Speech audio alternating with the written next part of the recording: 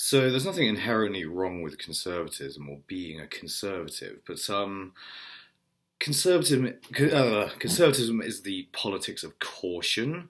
It's the politics of proceeding carefully with how we move in the future, and it's the politics of protecting social institutions and protecting the levels of economic sophistication, development, and so on that we have at the moment in our societies. However, I believe there's two sorts of conservative, roughly speaking. There's the sort of conservative who's retrogressive, and then there's the other sort that is progressive, who acknowledges the benefit of being economically progressive and moving forward with science, technology, engineering, and so on, and is wise to the economic boons that may be garnered from these things. Then there's another sort of conservative who says that what we have at the moment is perfect. It's absolutely fine. There's nothing at all wrong with it. We don't need to keep moving forward with anything. We can just shut it all down and we can keep the technology that we have at the moment, and there's no need to engage in any kind of movement forward or progression, and we'll just somehow stick with the social institution we have, and will somehow be able to maintain those social institutions. And it's not as though we're living in a global economy or anything like this, whereby our economy has to remain competitive, whereby we have to remain relevant in a constantly changing world, whereby we have to keep focused upon our engineering, technology, science, and so on. And when you begin realizing that there's a technology and engineering, that the implications of this range from everything from this thing on my clothing, the zip, to my haircut.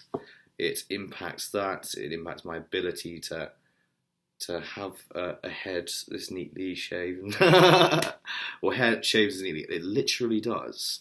This sort of haircut actually would have been rather difficult to accomplish prior to, or wouldn't really have been had so often before the invention of clippers, the razor, where people were just sort of cutting their hair with scissors. Back in the days where most people would have long hair. This is the reason. Getting your haircut is a pain in the arse. And you have to go to a scary person called a barber surgeon who, also a stock in trade is sort of cutting off limbs and things like this, doing amputations. You actually have to go to a doctor or a surgeon to get your hair cut. I think it is a sort of surgery, isn't it? I mean, it's the removal of a body part. As doing your nails is therefore surgery, isn't it? People who work in nail bars are surgeons. Like that logic. But, yeah, we can't abandon progress. This is exactly as true on the left as it is on the right. You've got retrogressive types who want to say it is absolutely fine at the moment, or it's too much at the moment even, and we should go back to a simpler, more austere time, and we should live more basic lives, not such advanced, complicated, and sophisticated lives. However, I think the problem with it is you're trying to establish a macro economy based on your own individual choices or your individual preferences in sort of the microcosm of your own life and the micro-economy of your own life. And,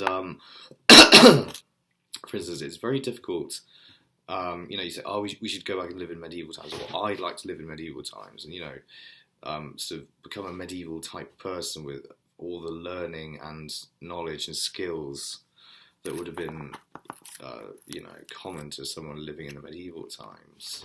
And then you sort of realise that, you need a few people who want to do it with you. Maybe you set up a commune or something like this. And I'm tempted to say, even in that sort of environment, if you were to be doing something analogous to that in medieval times, you'd find it very, very difficult because you'd be seen as like a dissenting sect of a religion, and you'd have inquisitions and people like this sniffing around at what you're doing they think you're heretics. You might end up, on a bonfire. Like if you're having your own, sect or commune or cult or group of people living, in as much isolation as possible from the rest of society. That is a mark of actually how tolerant we are now, how accepting that, people are allowed to do this sort of thing now. And even so, with all these people, reject something like capitalism or, industrialized society, yeah, they'll say all this stuff and whip their phone out. It's like, well, is that not a tad hypocritical? And does capitalism give us nothing that's good?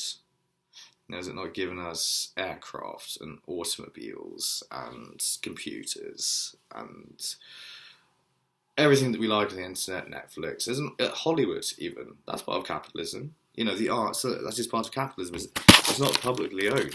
Hollywood, it is not. Oh, it's not. Oh no.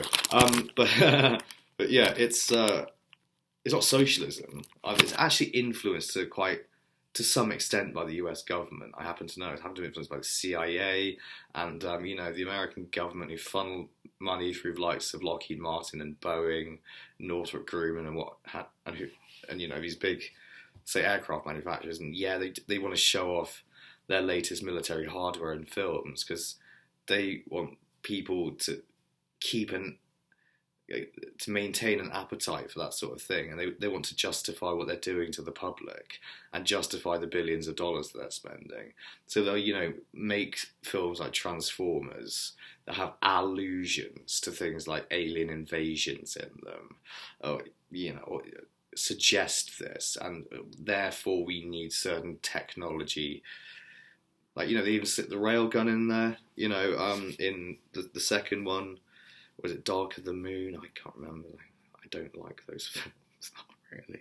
But yes, moving backwards, in seeking to state, how would we maintain everything that we have now, everything that we've achieved now? You've got to think. If you're doing all this off-grid stuff, if you've got your own wind turbines, you're getting all your electricity, you're on the internet, you're making all your own food, is it? Or you're getting nothing sent in? I'd like that life, personally. I'd like to live as off-grid as possible, have a bit of land to myself, raise a few, animals, livestock, grow some plants, crops, have my own little cabin. Yeah, I think that'd be a beautiful life. But, I still want the internet. I still want to be able to order things from Amazon if I want. And, I want the bounties of being ordered, say a plastic tub. Because I had this debacle of needing to repot my tobacco plants the other day.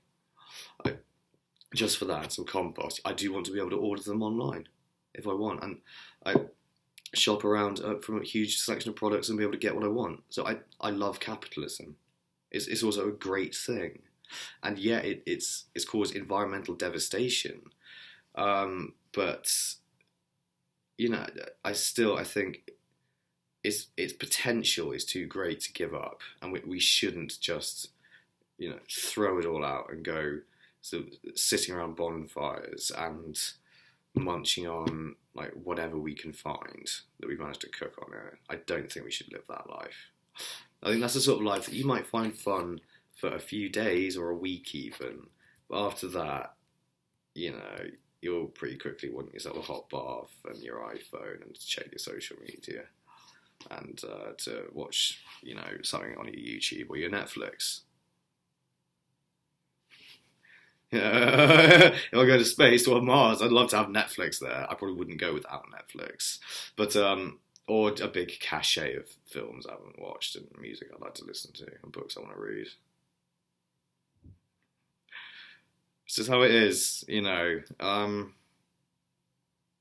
it does end up making things like rockets also, and it makes things like hypersonic craft, and it pushes forward every science, technology, engineering, maths, fusion.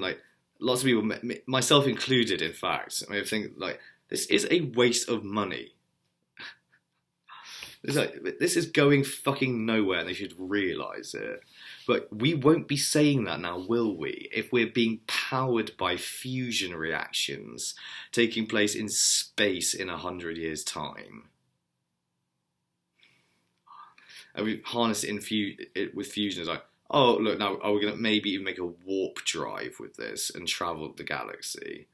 And oh, great, we're type 2 or 3 civilization. Wow. Right, well, I guess we better, not. But I mean, a lot of that has come out of socialism. It's come out of military, and the two can't be so easily separated as well for that reason. So a lot of government spending, spending through social institutions, and to provide organs of the state like the military with hardware. And you get your Northrop Grumman's and Lockheed Martin's and Boeing and all these companies and Aerojet Rocketdyne. Aerojet Rocketdyne, I think has got my favourite company name out of all these companies. I mean, Boeing and Lockheed, they're obviously just people's names, right? But Aerojet Rocketdyne. I just know it's two spectacle geeks, is it, in a garage in the 50s? What should we...